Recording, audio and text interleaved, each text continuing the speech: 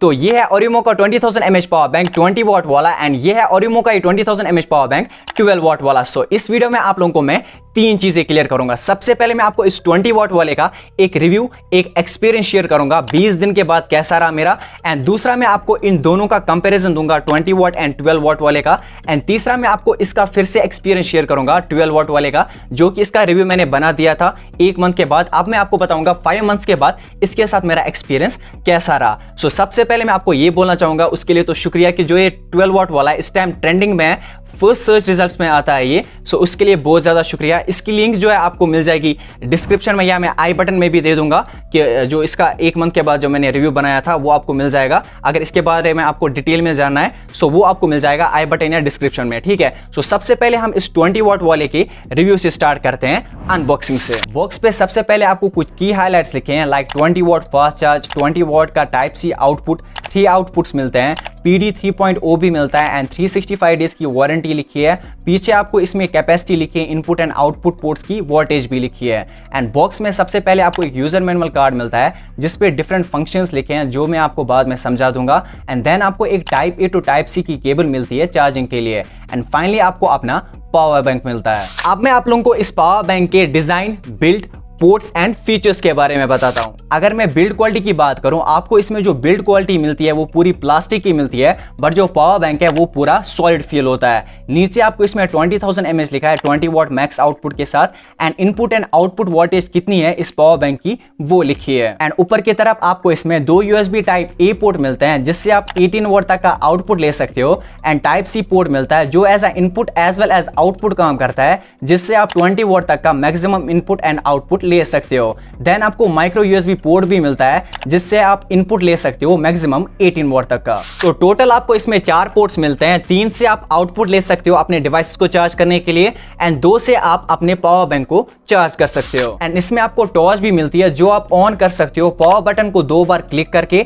And again 2 bar click करने पे ये SOS ब्लिंकिंग मोड में चला जाएगा, एंड अगेन 2 बार क्लिक करने पे लाइट बंद हो जाएगी। इसके अलावा आपको इसमें लो करंट मोड भी मिलता है जिससे आप अपने IoT devices like smart watch, earbuds वगैरह को चार्ज कर सकते हो। इसको ऑन करने के लिए आपको पावर बटन को 3 सेकंड के लिए होल्ड करके रखना है, एंड लाइट्स ब्लिंकिंग मोड में चली जाएंगी, मतलब लो करंट मोड ऑन हो जाएगा। एंड इसको ऑफ करने के लिए आपको पावर बटन को 3 सेकंड के लिए फिर से होल्ड करके रखना है, एंड ये नॉर्मल मोड में चला जाएगा। तो ये तो हो गई फीचर्स, बट अगर अब मैं मेन चीज की बात करूं चार्जिंग एंड डिस्चार्जिंग की, तो मैंने अपने पोको X3 Pro को 3 बार फुल चार्ज किया है। सो मान के चलो 16,000 से लेके 70,000 की आपको इसमें रेटेड कैपेसिटी मिलती है, जो कि बढ़िया बात है। एंड अगर मैं चार्जिंग टाइम की बात करूं सो इसको 5000 mAh बैटरी को चार्ज करने को लगता है 1 आवर 20 मिनट्स। एंड अगर पावर बैंक को चार्ज करने की बात करूं मैं सो 4.5 से 5 घंटे इसको लग जाते हैं फुल चार्ज होने में टाइप C पोर्ट से। तो ओवरऑल जो मेरा एक्सपीरियंस रहा इस पावर बैंक के साथ एक्सीलेंट रहा, मतलब इतने सारे फीचर्स वो भी इतने कम प्राइस में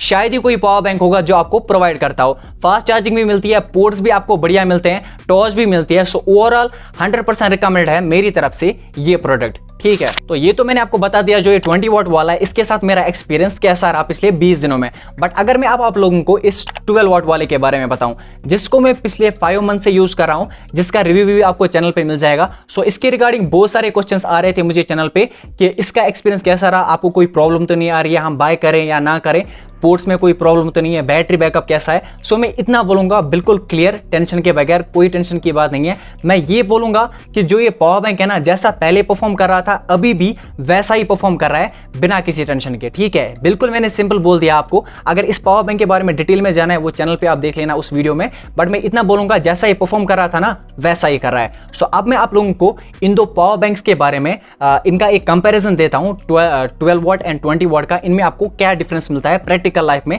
जो कि एक मेजर डिफरेंस है जिसके लिए आपको स्किप नहीं करना चाहिए। सो आप हम स्टार्ट करते हैं इनका कंपैरिजन। देखिए पोर्ट जो है वो आपको दोनों में सेम मिलते हैं, 2 टाइप A के पोर्ट मिलते हैं, एक टाइप C का पोर्ट एंड एक micro USB port. But major difference यहां पे है 12 वॉट वाले में आपको जो टाइप A के 2 आउटपुट पोर्ट मिलते हैं वहां से आप मैक्सिमम 12 वॉट का आउटपुट ले सकते हैं, एंड जो type C and micro USB port मिलता है वहां से भी आप इनपुट ले सकते हैं मैक्सिमम 12 वॉट का। सो 2 इनपुट पोर्ट्स मिलते हैं आपको एंड 2 आउटपुट पोर्ट्स मिलते हैं। मिलते हैं 12 वॉट वाले में, पर 20 वॉट वाले में आपको 3 आउटपुट पोर्ट्स मिलते हैं एंड 2 इनपुट पोर्ट्स मिलते हैं। एक तो टाइप ए के 2 पोर्ट जहां से आप 18 वॉट तक का आउटपुट ले सकते हैं एंड टाइप सी का पोर्ट जहां से आप 20 वॉट तक का आउटपुट ले सकते हैं एंड माइक्रो यूएसबी पोर्ट जो है वहां से आप 18 वॉट तक का इनपुट ले सकते हैं एंड जो यही टाइप सी पोर्ट है इससे भी आप 20 वॉट तक का इनपुट ले सकते हैं। दूसरा डिफरेंस आपको मिलता है चार्जिंग स्पीड्स में। 12 वॉट वाला 9 से 10 आवर्स लेता है फुल चार्ज होने में एंड एक 5000 mAh बैटरी को 2 से 2.5 घंटे लेता है फुल चार्ज कराने में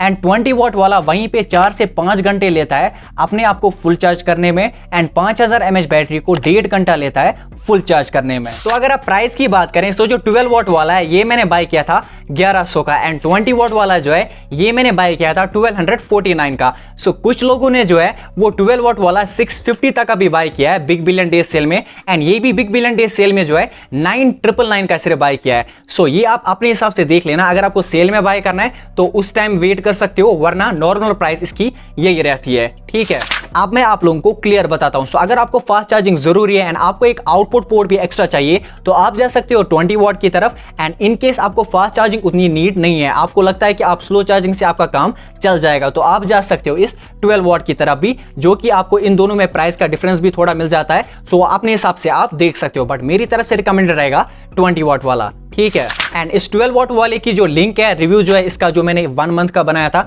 उसकी लिंक आपको मिल जाएगी डिस्क्रिप्शन में या कमेंट सेक्शन में भी मैं दे दूंगा। सो अगर वीडियो थोड़ी सी भी हेल्पफुल लगी लाइक शेयर सब्सक्राइब कर देना। This is Salman, thank you so much for watching. I will see you guys in the next one.